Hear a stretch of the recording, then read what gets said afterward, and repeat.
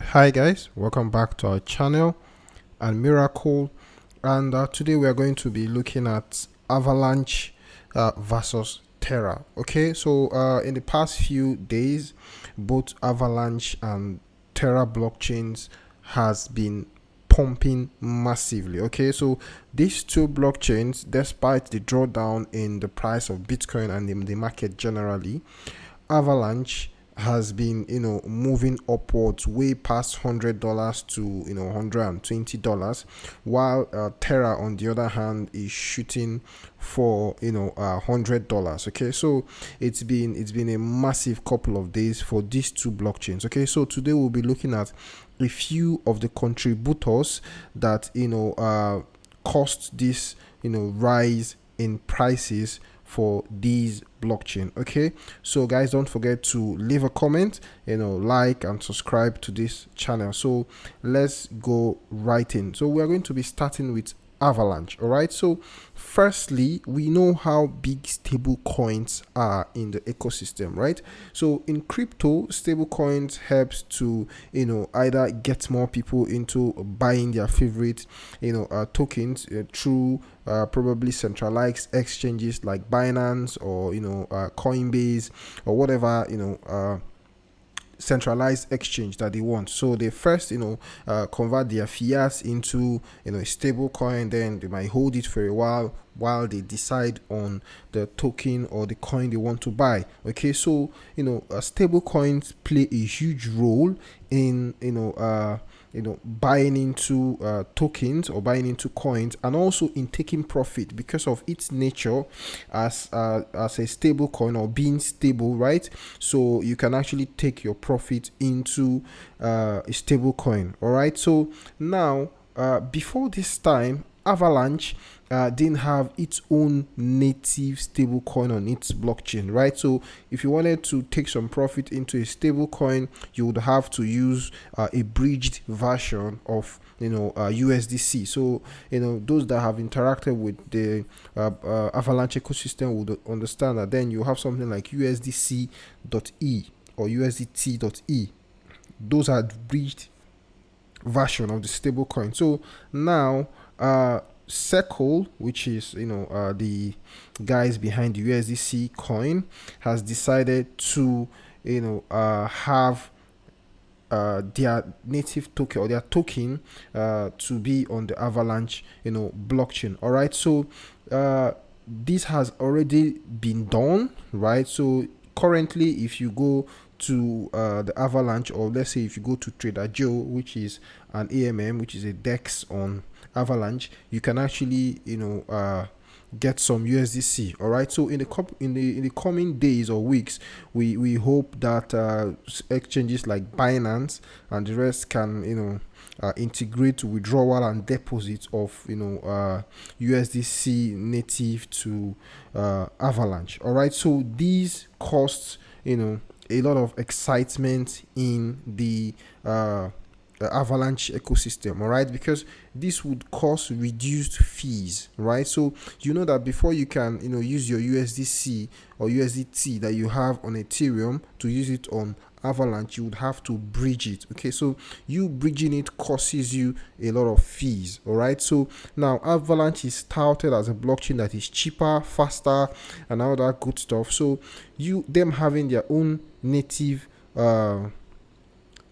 stable coin, it also helps reduce the cost of transacting. Okay, so that is one of the first things that costs, or one of the first factors contributing to the rise in Avalanche. Okay, so secondly, I would like to tell you guys that Avalanche is actually EVM compatible, which means a browser or a wallet like MetaMask, you can actually configure your MetaMask to receive AVAX token. So as you can see here, you can see that if you check here, you can see I have the Ethereum mainnet, I have the Avalanche C chain, I have the Matic mainnet, and the Binance Smart Chain. So because it's EVM compatible, I can use my MetaMask wallet to receive AVAX tokens. Okay, so it makes it easy to onboard users. Okay, so I don't need to go downloading a different wallet, setting up private keys and all that stuff,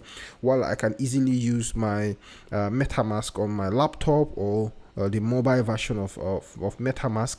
Also, it enables developers not to go learning a new blockchain language, so since they already know Solidity, which is the language of Ethereum, they can easily move their code and deploy it on Avalanche. All right, so it makes it easier to onboard people. It makes it easier for the ecosystem to grow faster, both by developers and by users. Okay, so that's one of the contributing factors to this growth we are seeing in Avalanche. Okay, so another thing that happened recently is SUSHI. All right, so we know the story of SUSHI, how some developers are beginning to leave SUSHI, and in the beginning days of SUSHI, the challenges SUSHI had. Okay, but now we can see from this article that SUSHI jumps 10% after top Avalanche developer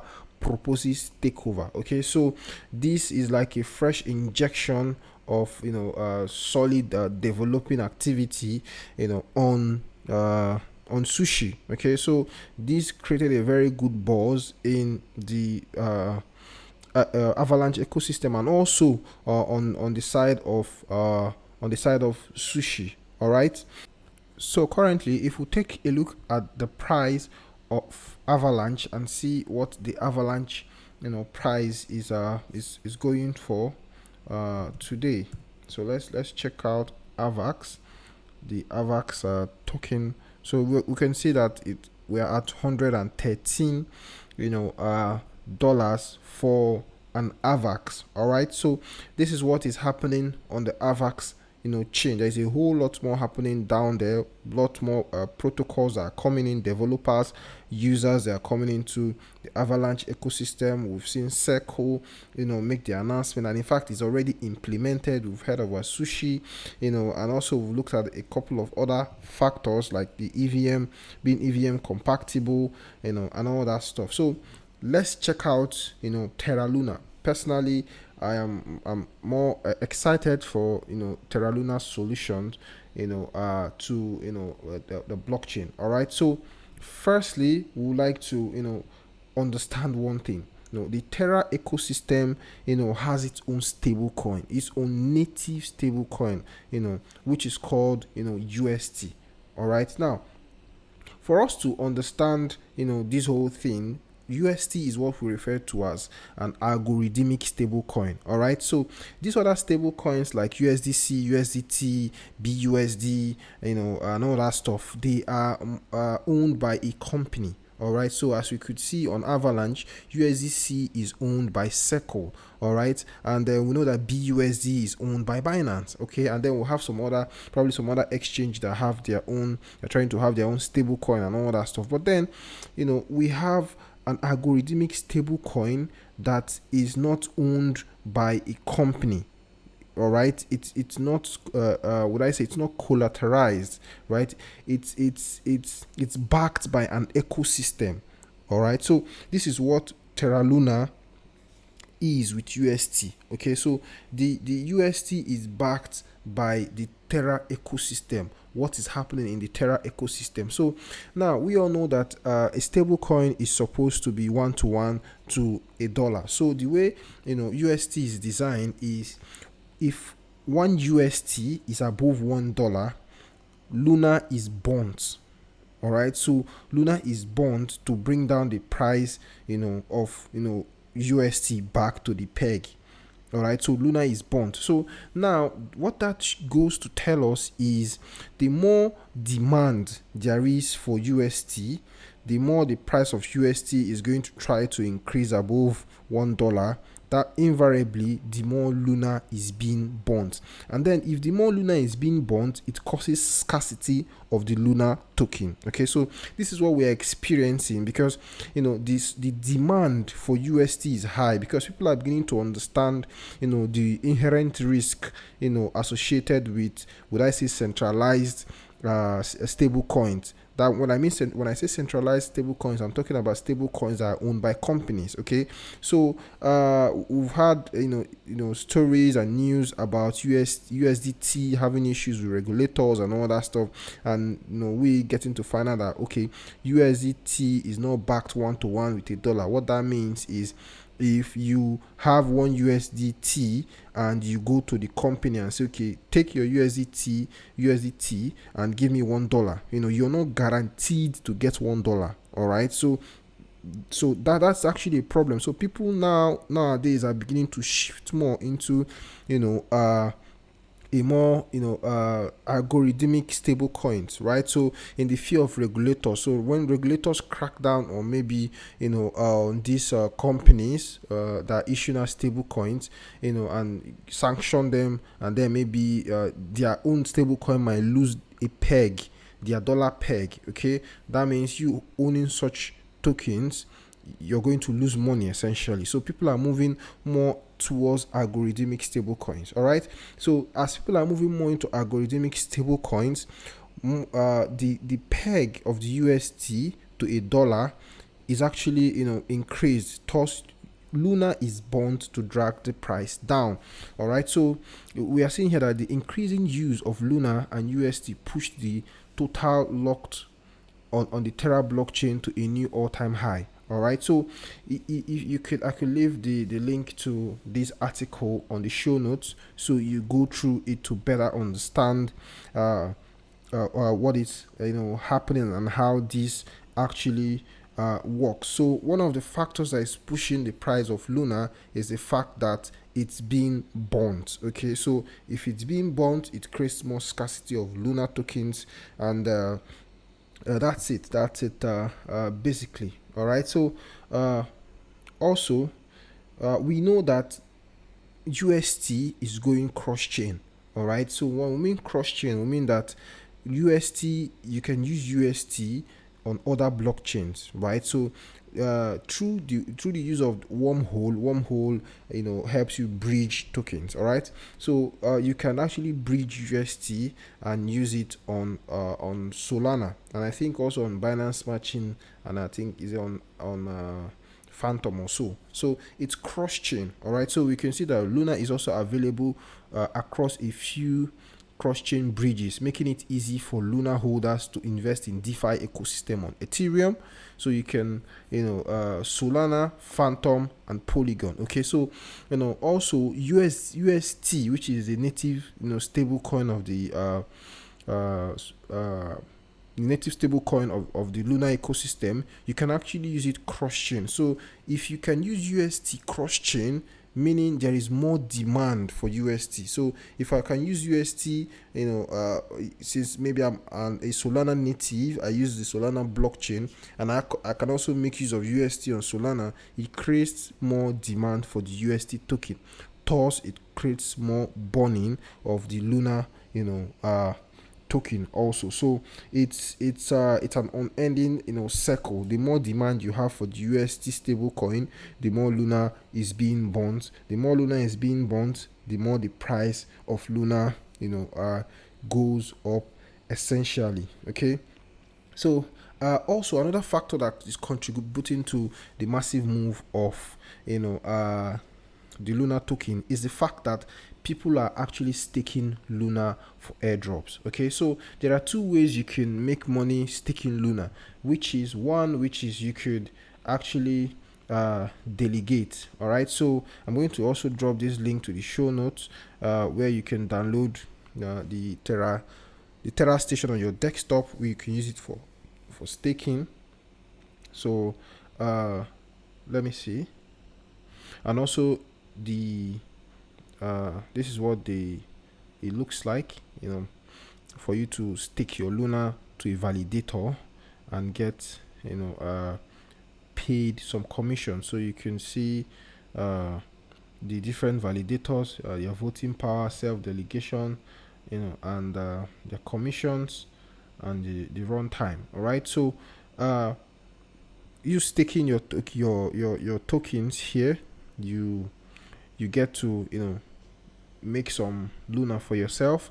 Also, you get the chance to be airdropped, tokens. Okay, so not only are you making money, delegating, your Luna, helping secure the Luna blockchain, also you can get airdrops. All right, so for airdrops you would have to go to terradrops.io.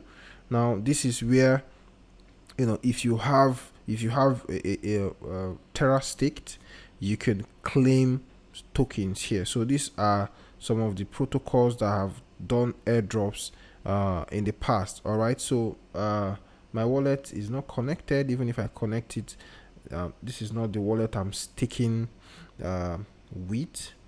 All right, so we might not be able to see some, airdrops. All right, so this is it. So two reasons why people are staking: to help secure the network and then get money from staking, and also they can get free airdrops from new protocols coming into the Terra ecosystem, hoping to reward users of the platform, okay, or users of the blockchain. All right, so now let's take a look at what is happening in the stablecoin category of things. All right, so if we go to stablecoins here, we'll get to find out that UST is actually among the top 20 stable coins. All right, UST is there. All right, which is actually fantastic. Let me see if I can find UST here. So this is it,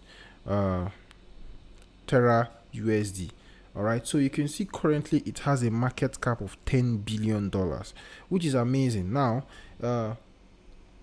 if you take a look at other stable coins, none of them is an algorithmic stable coin. This is owned by Binance, this is owned by Circle, and this is owned by Tether Limited. All right, so you can see that this is the number one algorithmic stable coin, and it is sitting at 10 billion, followed by Binance that is sitting at 14 billion. Okay, so it's only a matter of time it's going to easily flip, or is going to flip Binance. All right, so this goes to show you the I think the total market cap of, can I find the total market cap of stable coins is 167 billion. All right, and has a trading volume of 24 hours trading volume of 44 billion dollars. Okay, so the stablecoin market is really strong. It goes to show you how important or relevant stable coins are. So if Tether is having 78 billion in market cap, all right, and UST, which is just coming out, is having 10 billion market cap, and people are beginning to rush into, using an algorithmic stable coin that has, stood the test of time. It only gives you an idea of what the token Luna would actually do when, there's mass adoption of this, stable coin. Okay, so that is it, guys, from me. This is the little comparison I'd like to share with you guys. In my books, the Luna ecosystem is still getting started. I also believe if you check out the Terra Luna ecosystem and see the projects that is that is going on there, you can see the full market cap of this ecosystem is just 44 billion dollars, and it only has 18 coins that are currently on coin market cap, as opposed to let's say Binance Smart Chain that is talking about 314 million dollars in market cap. Okay, so there's a massive room to grow for the Terra ecosystem. Okay, so guys, if you're still new to the platform, that is Sasumi's our channel here, and you want to get into Avalanche, you have a video on how to set up your MetaMask to use to access the Avalanche blockchain. Also, for you to access the Terra Luna blockchain, you will need a Terra Station wallet. So this is what a Terra Station wallet looks like. We are going to drop the link on where to download the Terra Station wallet, how to set it up, and how to start to get into Terra Luna. Okay, but till then, thank you very much guys for sticking with me, and I'll hope to see you guys soon. Bye bye.